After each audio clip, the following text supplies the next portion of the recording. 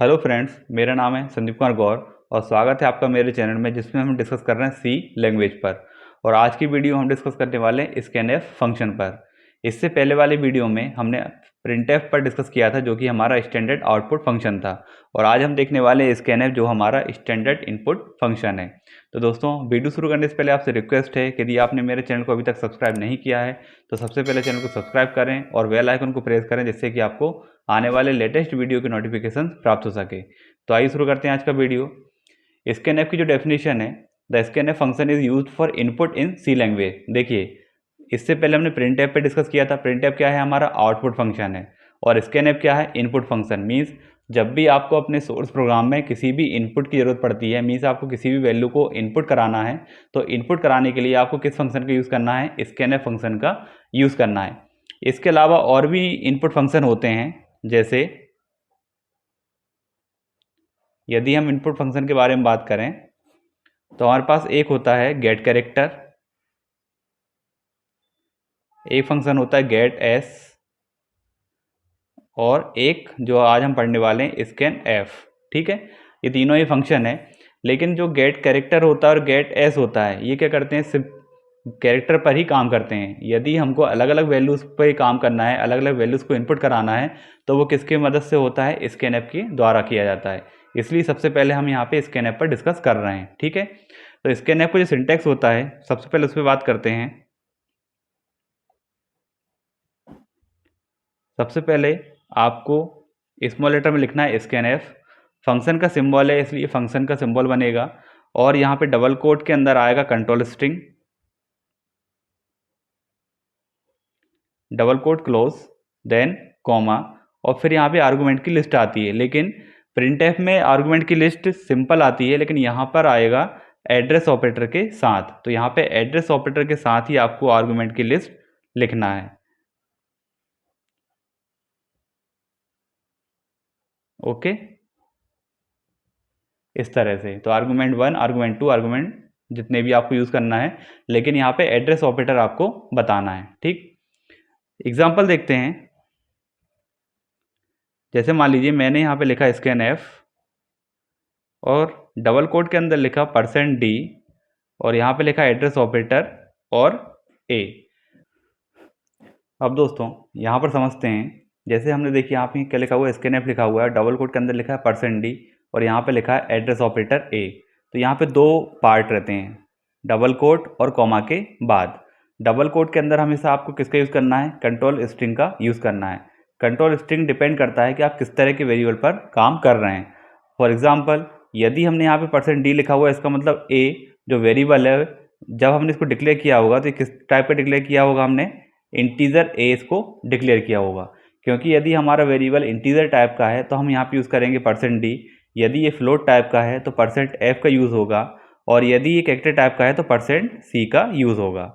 इस तरह से मान लीजिए फ्लोट टाइप का है तो %f का यूज़ करना है, और यदि आपका वेरिएबल कैरेक्टर टाइप का है तो आपको यहाँ पे %c का यूज़ करना है। ठीक है, अब डिक्लेयर जब हम करते हैं तो मेमोरी में ये वेरिएबल क्या करते हैं? स्पेस लेते हैं, मीन्स कोई ना कोई लोकेशन लेते हैं। मान लीजिए हमने इंटीजर a को डिक्लेयर किया है तो मेमोरी में ये कहीं ना कहीं लोकेशन लेते हैं, और लोकेशन लेते हैं तो इनका कोई ना कोई एड्रेस होता है। ठीक है, अब हमको जो वैल्यू इनपुट करानी है वो इस एड्रेस पे करानी है। तो जब भी आप कोई वैल्यू इनपुट कराते हो तो वैल्यू इनपुट कराने के लिए उस आइडेंटिफायर का या उस वेरिएबल के नाम के साथ साथ उसका एड्रेस भी बताना होता है। तो यहाँ पे जो ऑपरेटर है एड्रेस ऑपरेटर, ये इस वेरिएबल का क्या रखता है? एड्रेस रखता है। अब ये जो वैल्यू आप इनपुट कराओगे वो कहाँ पहुँचेगी? इस एड्रेस पर पहुँचेगी। मान लीजिए आपने a में इनपुट कराया 10, तो ये यहाँ पर असाइन हो जाएगी। ठीक है, तो यदि आप स्कैनएफ का यूज़ कर रहे हो और नॉर्मली यदि आपके वेरिएबल है, इंटीजर है, फ्लोट है या कैरेक्टर टाइप का है, तो आप वहाँ पे क्या यूज़ करोगे? एड्रेस ऑपरेटर का यूज़ करोगे। ठीक है, अब यहाँ पे जो कंट्रोल स्ट्रिंग है, अभी हमने यहाँ पे देखा है कि इंटीजर के लिए %d है, फ्लोट के लिए %f है, और कैरेक्टर के लिए %c है। लेकिन इसके अलावा भी कंट्रोल स्ट्रिंग यहाँ पर होती है, तो हम पहले उस टेबल को देख लेते हैं, इसके बाद इसको आगे डिस्कस करते हैं। ये एक टेबल है जिसको आपको ध्यान रखना है कि आप किस तरह की वैल्यू को इनपुट कराना चाहते हैं और उसके लिए कौन सी कंट्रोल स्ट्रिंग का आपको यूज़ करना है। जैसे यदि आप सिंगल कैरेक्टर को इनपुट कराना चाहते हैं तो किसका यूज़ करोगे? %c का यूज़ करोगे।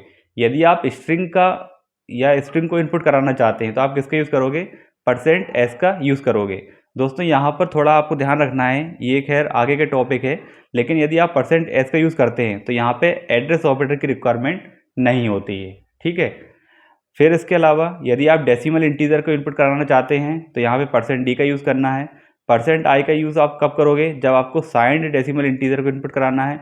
इसी तरह %u अनसाइंड डेसिमल इंटीजर के लिए, %f है floating value without exponent form, %e है floating value with exponent form, %o octal decimal integer के लिए, %x है हेक्साडेसिमल इंटीजर के लिए।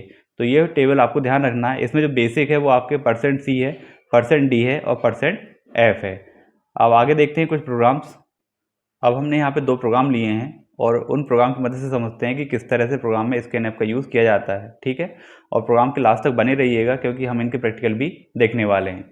अब जैसे पहले प्रोग्राम में आप देख रहे हैं कि हमने एक वेरिएबल डिक्लेयर किया हुआ है इंटीजर a। अब जैसे ही हम इसको डिक्लेयर करेंगे तो मेमोरी में एक स्पेस रिजर्व हो जाएगा और यहाँ पे इसका नाम क्या रहेगा a और इसका टाइप क्या है इंटीजर, ठीक है। तो यहाँ पे जो भी वैल्यू आएगी वो किस तरह की होगी, इंटीजर की होगी। और यहाँ पे इसका कोई ना कोई एड्रेस होगा, मान लीजिए इसका एड्रेस है 1010। अब जैसे ही आप प्रोग्राम का एग्जीक्यूशन स्टार्ट करते हैं तो सबसे पहले क्या लिखा हुआ है, प्रिंटएफ लिखा हुआ है। ये तो वेरिएबल हमारे डिक्लेयर हो गया। अब प्रिंटएफ है तो प्रिंटएफ जहाँ जहाँ लिखा रहता है उसी के बेस पर हमारा आउटपुट डिस्प्ले होता है। तो मान लीजिए हमारी आउटपुट विंडो है तो आउटपुट विंडो में क्या डिस्प्ले होगा, जो कि प्रिंटएफ में लिखा रहेगा। अब प्रिंटएफ में क्या लिखा हुआ है, a इक्वल, तो यहाँ पे क्या प्रिंट होगा, a इक्वल। और फिर क्या लिखा हुआ है, कंट्रोल स्ट्रिंग %d, और %d की जगह किसकी वैल्यू उठकर आएगी, आर्गूमेंट की, और आर्गूमेंट में क्या है, वेरिएबल a। तो इस %d की जगह इस a की वैल्यू उठकर आएगी। लेकिन अभी इसमें कोई वैल्यू है क्या, जब तक हम इसमें कोई वैल्यू नहीं देते हैं तब तक इसमें कौन सी वैल्यू होती है, गार्बेज वैल्यू होती है, ठीक है। और गार्बेज वैल्यू डिपेंड करता है कि उसका टाइप क्या है और उसकी रेंज क्या है। जैसे यहाँ पे इंटीजर a है, इसका मतलब इस a की रेंज क्या होगी, -32,768 से लेकर +32,767 तक। तो इसमें से कोई एक वैल्यू इसमें असाइन हो जाएगी, ठीक है। तो मान लिया एट ए टाइम -28,767 असाइन इसमें हो गई है, तो वो वैल्यू यहाँ पे प्रिंट हो जाएगी। ये गार्बेज वैल्यू है, ठीक है। इसके बाद मैसेज प्रिंट होगा, क्योंकि अगला प्रिंट टाइप क्या है, एंटर वैल्यू। तो यहाँ पे एक मैसेज डिस्प्ले होगा, मैसेज में क्या लिखा होगा, एंटर वैल्यू, ठीक है। ये प्रिंट टाइप का काम है। अब जैसे ही आप यहाँ पे एंटर वैल्यू मैसेज पढ़ोगे तो आप कोई ना कोई वैल्यू इनपुट कराओगे, लेकिन यहाँ पे वैल्यू इनपुट तभी होती है जब आप अपने प्रोग्राम में कोई इनपुट फंक्शन देते हैं। जैसे हमने यहाँ पे इनपुट फंक्शन दिया हुआ है स्कैनएफ, तो यहाँ पर कोई वैल्यू यदि आप इनपुट कराओगे तो स्कैनएफ के द्वारा ही वह इनपुट होगी। यदि आप यहाँ पे स्कैनएफ नहीं लगाते हो तो यहाँ पे यदि आप कुछ भी टाइप करते हो तो आप इनपुट नहीं करा पाओगे, और आपका जो कंट्रोल है वो यूज़र स्क्रीन से वापस कहाँ जाएगा, आपके सोर्स कोड पे, मीन्स जो आपके एडिट विंडो है वहाँ पर आ जाएगा। तो इनपुट लेने के लिए आपको कोई ना कोई इनपुट फंक्शन यहाँ पे यूज़ करना रहेगा। तो जैसे हमने यहाँ पे स्कैनएफ यूज़ किया हुआ है, तो यदि आप यहाँ पे कोई भी वैल्यू देते हो, जैसे मान लीजिए आपने 5 दिया, तो 5 कहाँ आएगा, %d लिखा हुआ है, कंट्रोल स्ट्रिंग है, इसका मतलब कोई इंटीजर टाइप की वैल्यू है, तो आपने इंटीजर टाइप की वैल्यू ही दी है, और ये कहाँ पहुँचेगी, a के एड्रेस पर। अब a के एड्रेस पे पहुँचेगी मतलब a के पास पहुँच जाएगी। तो जो 5 है वो कहाँ पहुँच जाएगा, a के पास। तो गार्बेज वैल्यू जो भी होगी उसको रिप्लेस करके अब यहाँ पे क्या आ गया, 5 आ गया। इसके बाद क्या हुआ है, प्रिंटएफ फिर से है, फिर से इसमें क्या लिखा हुआ है, a इक्वल, तो यहाँ पे प्रिंट होगा a इक्वल, और %d है किसकी वैल्यू उठकर आएगी, a की, और अब a की वैल्यू क्या है, 5। ओके, उसके बाद आपका प्रोग्राम क्लोज। तो इस तरह से स्कैनएफ यहाँ पे काम करेगा। सेकेंड एग्जाम्पल देखते हैं। देखिए यहाँ पर क्या है, हमने 2 अलग अलग टाइप की वेरिएबल माने हैं, है ना। यदि आप स्कैनएफ में 2 अलग अलग टाइप की वेरिएबल को भी इनपुट कराना चाहते हैं तो आप करा सकते हैं। जैसे यहाँ पे इंटीजर a है और फ्लोट b है, तो एक वेरिएबल कौन सा है, a, इसका टाइप है इंटीजर, और दूसरा वेरिएबल है b और इसका टाइप क्या है, फ्लोट। इसका एड्रेस अलग होगा, मान लीजिए इसका एड्रेस है 1012, इसका एड्रेस अलग होगा, मान लीजिए 1018, ठीक है। दोनों का अलग अलग एड्रेस है और दोनों का अलग अलग टाइप है। ए की रेंज अलग है और बी की रेंज अलग है, तो रेंज के अकॉर्डिंग इनमें पहले क्या होगी, गार्बेज वैल्यू आएगी जो भी इनकी रेंज है। फिर सबसे पहले प्रिंटएफ, तो यदि हम आउटपुट विंडो पे जाएं तो आउटपुट विंडो पे सबसे पहला मैसेज क्या मिलेगा, जो कि सबसे पहले प्रिंटएफ में लिखा होगा, enter value for a and b। तो यहाँ पर आपको मैसेज इस तरह से मिल जाएगा, enter value for A and B, और न्यू लाइन है, इसका मतलब कर्सर आपका नीचे बिलिंग करेगा। तो आप जो भी इनपुट दोगे वो यहाँ पर आप दे सकते हो। अब इनपुट देने के तरीके क्या होते हैं, जैसे मान लीजिए 2 वैल्यू आपको इनपुट देनी है, तो यदि आप पहली वैल्यू इनपुट कर रहे हो तो पहली वैल्यू क्या है, ए के लिए, और यहाँ पे %d है, इसका मतलब आपको इंटीजर देना है, तो मान लीजिए मैंने दे दिया 10। अब जो सेकंड वैल्यू है, सेकंड वैल्यू के लिए आप इसी लाइन का यूज़ कर सकते हो, लेकिन आपको बीच में एक स्पेस देना है, कंटिन्यू नहीं देना है, एक स्पेस देना है, उसके बाद आप सेकंड वैल्यू को लिख सकते हो, या फिर एंटर बटन को प्रेस करके आप नेक्स्ट लाइन में भी सेकंड वैल्यू दे सकते हो। ओके, तो यहाँ पर मान लीजिए मैंने एंटर कर दिया और सेकंड वैल्यू क्या है मेरी, फ्लोट टाइप की है, तो मैंने यहाँ पर लिख दिया 2.5। ठीक है, अब पहली वैल्यू जो 10 है वो कहाँ चली जाएगी, ए के एड्रेस पर, तो यहाँ पर आ गया 10, और सेकंड वैल्यू क्या है 2.5, वो कहाँ चला जाएगा, बी के एड्रेस पर, तो यहाँ पर आ गया 2.5। जिस ऑर्डर में आप यहाँ पे आर्गुमेंट लिख रहे हो उसी ऑर्डर में आपको यहाँ पे कंट्रोल स्ट्रिंग लिखना है। जैसे ए क्या है, इंटीजर है, तो यहाँ पे %d पहले लिखना है, और बी क्या है, फ्लोट, तो इसके बाद लिखना है। ठीक है, अब यहाँ पर हमने स्कैनफ करा दिया, फिर से प्रिंट एफ है, तो प्रिंट एफ में क्या है, new line, means line change हो जाएगी। सबसे पहले क्या प्रिंट होगा, ए इक्वल, फिर क्या है %d, तो %d जो किसकी वैल्यू उठ कर आएगी, ए की वैल्यू क्या है 10, फिर क्या है लाइन चेंज, फिर क्या लिखा हुआ है बी इक्वल, तो यहाँ पे बी इक्वल आ गया। %f की जगह किसकी वैल्यू आएगी, बी की, और बी की वैल्यू क्या है 2.5।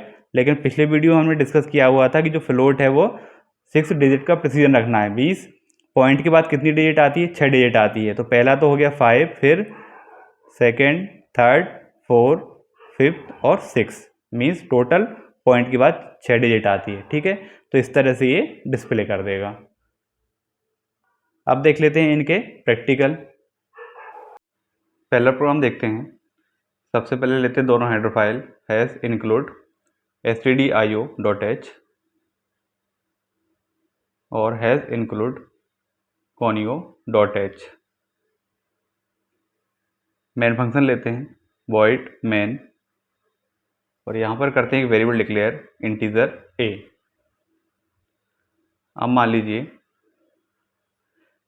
बेसिक फंक्शन ले लेते हैं clr scr, प्रीवियस जो आउटपुट है उसको क्लियर करने के लिए, और अब हम यहाँ पे दे रहे हैं printf enter value for a, और मान लीजिए प्रोग्राम को अभी इतना ही रखते हैं। ठीक है, स्कैनफ का यूज़ नहीं कर रहे हैं हम यहाँ पे, इसको हटा देते हैं।